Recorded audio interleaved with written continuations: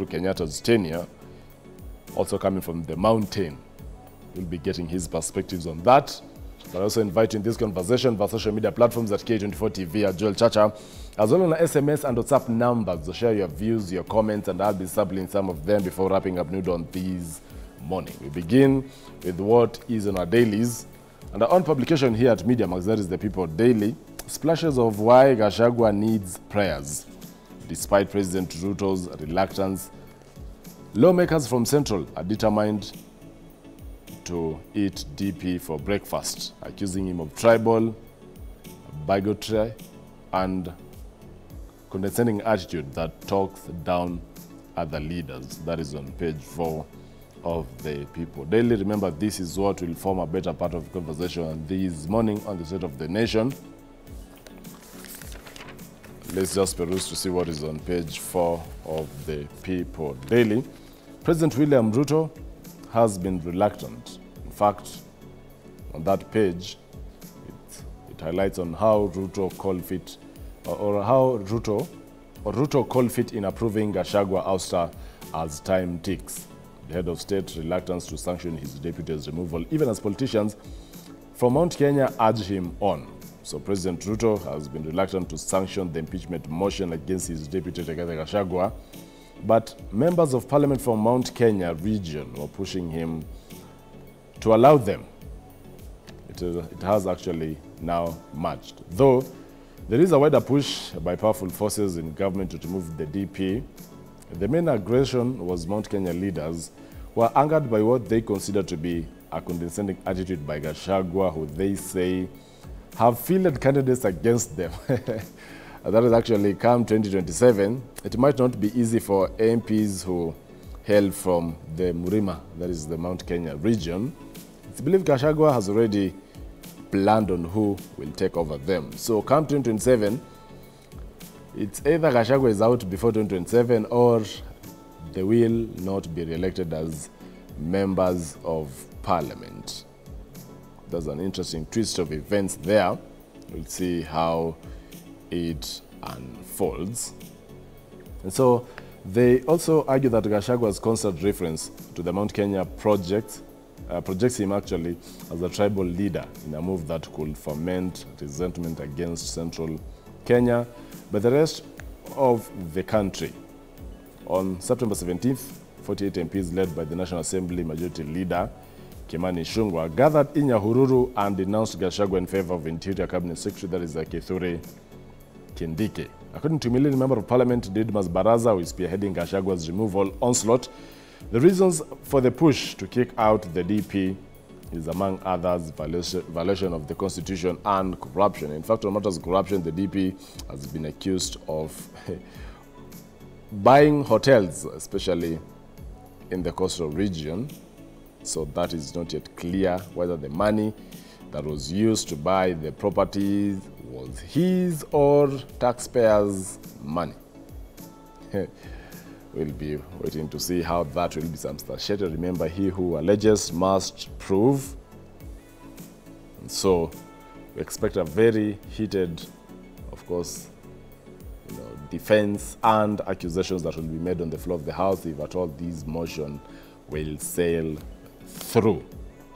Now, the grounds for the Baraza motion, as explained in the 40-page document, include the DP's demand for 10 billion from the president for delivering Mount Kenya votes in the last general election. In fact, part of the motion speaks on that Gachagua, after being elected, in fact, wanted at least 4,000 for each vote that Ruto got from the Mount Kenya region. That is still on page 4 of the People Daily. Angered allies.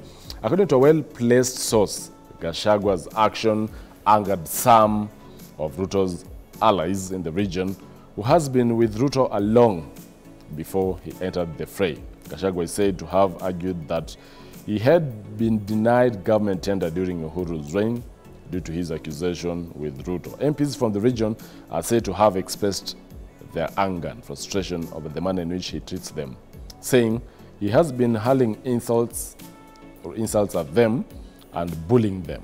So is Gachagua a bully? That was a question that we ask. The president, according to the sources, has called for a parliamentary group meeting that is actually set for Tuesday with all Kenya Kwanza MPs whose agenda will be the motion actually that has been sponsored by Baraza. In fact, tomorrow we'll be hosting Didmas Baraza right here on the New Dawn just to expound more about the impeachment motion that is filing against the second in command. So before he traveled to the United States, President Ruto met some business people and clergy from the Mount Kenya who prevailed upon him not to endorse the removal of his deputy. The group told the president that removing his deputy would create unnecessary tension in the region and create a wedge among the leaders. Baraza said yesterday that he will be filing the motion this week for Speaker Moses Wetangula to issue a direction. Yesterday, Gachagua termed his planned impeachment motion as an act of subversion, saying he must finish his 5-year term and as the law stipulates. In fact, Gachagua, remember, while speaking to the local, local stations, media houses, that is of Mount Kenya East, said that 300 MPs or 200 MPs cannot subvert the will of Kenyans. And so he believes that at least Kenyans have his backing. And so whatever will be going on, at least should have the approval of Kenyans. So if at all the public participation or the public will not be involved, then it will be subversion, that is going against the will of the people. Still on the same page 4 of the People Daily, plotting ouster. The DP who spoke at a church service in Kinoru, Meru County asked those plotting his impeachment to allow him to end his 5-year term before President Ruto considers a possible replacement. Gachagua claimed that having been elected on a joint ticket with President Ruto, his impeachment would amount to subverting the will of the people. In fact, when I spoke last week to one of Gachagua's allies, that is the Githunguri member of parliament, she said, that is Gathani Mushomba, that if at all you must impeach president or the deputy president, then you should impeach both since they were elected on the same ticket. So if it's Gachagua must go, also President Ruto must go. That's an interesting twist of events there. And we'll be waiting to see whether there will be a parallel impeachment motion also, as that of the deputy president is ongoing, if there will be another motion that will be tabled by Gachagua's allies seeking the removal of William Ruto as Kenya's president. Still on the same page of the People Daily, remember this is page 4, the DP sensationally claimed that MPs were being offered 5 million to append their signatures to the impeached motion. Gachagua alleged that his adversaries attempted to bribe County Woman Representative Njeri Maina and Senator James Murango, whom he said declined the offer. So here we have a deputy president also who is accusing, not sure who, that MPs are being offered 5 million. And 2 of his allies, there were attempts to also bribe them 5 million Kenya shillings. So here there are 2 accusations. The DP on this side alleging that MPs are being given 5 million Kenya shillings. So at least for 300 MPs who have appended their signatures, if we multiply 300 MPs times 5 million Kenya shillings, that's about, whoa, maybe 1.5 billion Kenya shillings. Not sure whether or who or where this money is from. Remember, the DP in this matter is also accused of trying to blackmail President Ruto, that for every vote that President Ruto got from the mountain, he was being charged 4,000. So Gachagua was demanding at least 10 billion from the president for delivering the Mount Kenya votes. And now Gachagua also is alleging that 5 million is being offered to MPs to actually sign the impeachment motion. So the DP asked Ruto to refrain the MPs from instigating the impeachment motion, as it would not augur well with Kenyans. Gachagua and his allies have accused the president of orchestrating his ouster in the background by pulling the strings of several MPs to push the motion in parliament.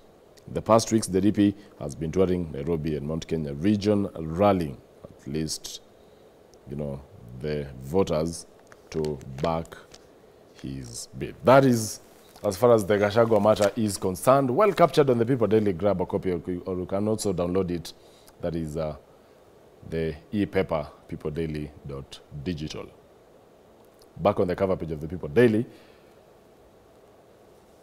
Kalonzo blocked from Kitengela Church. That is on page 7. This is still on matters politics, where angers Kalonzo and the Azimio team barred from Kitengela Church.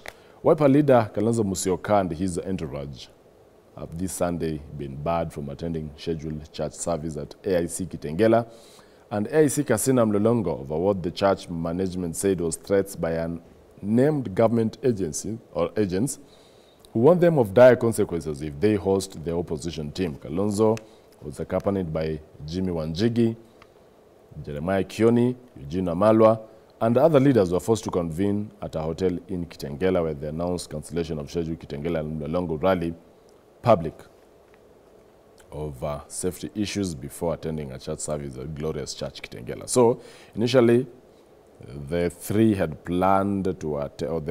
actually had planned to attend a church service of AIC Kitengela and AIC Kasina Mlolongo, but then they had to attend the actual church service at Glorious Church in Kitengela. So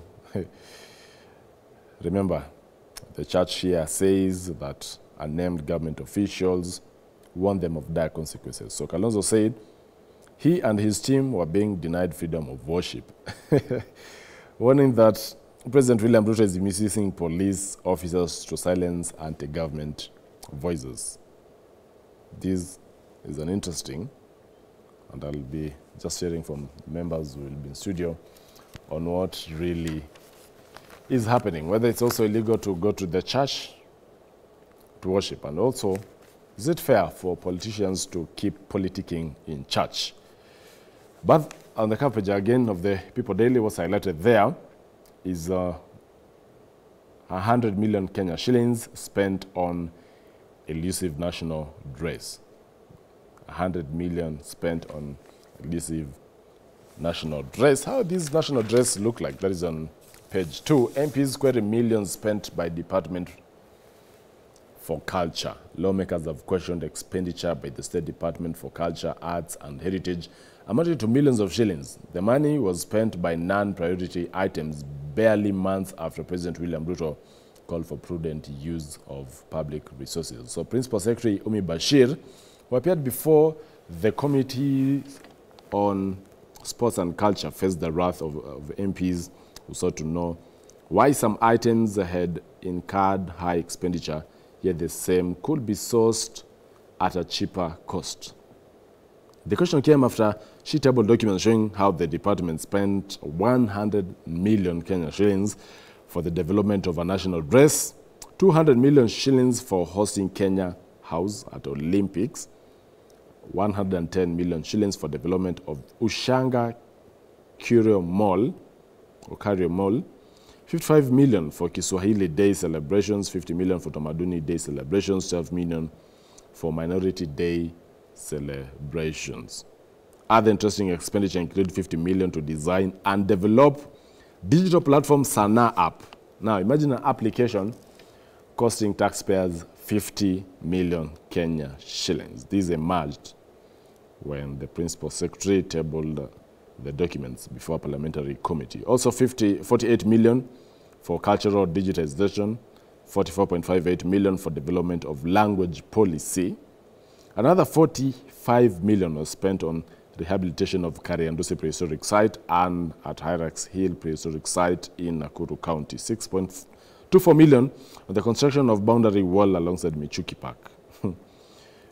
That is actually our neighbor here, Michuki Park. 35.3 million for the construction of Prophet Yohana Owalo, that is Nomia Church project. So here it is the People Daily actually highlighting how the State Department for Culture is planning to spend 100 million Kenya shillings on a national dress. Has the public been involved on how that dress should look like, and why should it cost 100 million? Maybe the designer is a lucky person. Well, still on matters politics, that is on page 5 of the People Daily. Wanjigi suffers bizarre attack. Now, barely 2 months after armed officers raided businessman Jimmy Wanjigi's house in Muthaiga, that is on page 5 of the People Daily.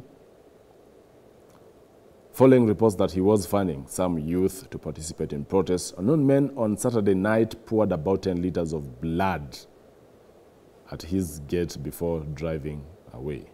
So this was blood, 10 liters in fact, that was poured at his gate.